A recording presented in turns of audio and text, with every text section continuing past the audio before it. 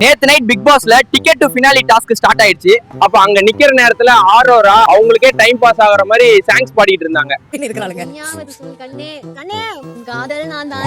இந்த ஆரோராவோட பாட்டு தொல்லை தாங்க முடியாம பிக் பாஸ் என்ன சொன்னாருன்னு தெரியுமா? ஆரோரா, அங்க இருந்து நீங்க பேசுங்க பேசுங்க கத்துங்க, ஆனா ஆட மட்டும் செய்யாதீங்க. Okay big pass. ஆரோரா நீங்க பேசுங்க கத்துங்க, ஆனா ஆட மட்டும் செய்யாதீங்கன்னு பிக் பாஸ் சொல்றாரு. அப்புறம் பேசுங்க 2 தடவை சொல்றாரு. அதாவது ஆரோரா பாடுறது கத்துற மாதிரி இருக்குன்னு இன்டைரக்டா சொல்றாரு.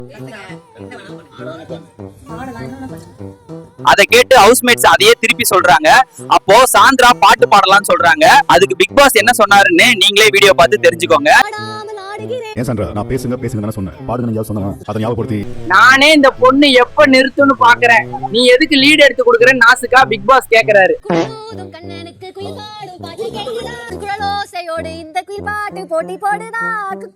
அதுக்கு ஆரோரா பிக் பாஸ்கே ஒரு எச பாட்டு ஒண்ணு பாடுறாங்க.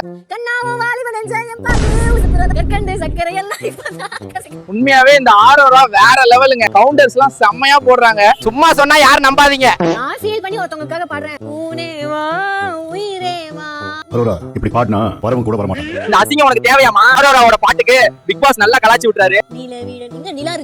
பின்ன நிலாக்கு நான் தலையிட்டா. ஆரோரா இங்க நிலா இருந்துச்சு எங்க போச்சுன்னு கேக்குறாங்க. அதுக்கு பிக் பாஸ் அதுக்கு என்ன மாதிரி தலையெழுத்தா என்ன கேக்குறாங்க.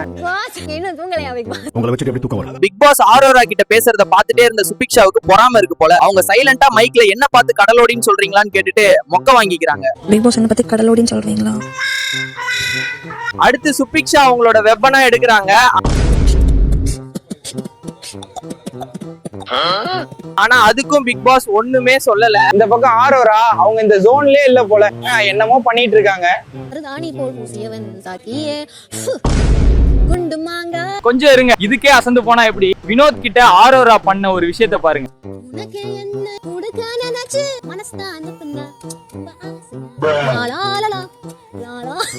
பாத்தீங்களா, கியூட்டா இருக்குல்ல? இதையும் சும்மா தான் சொன்னேன்.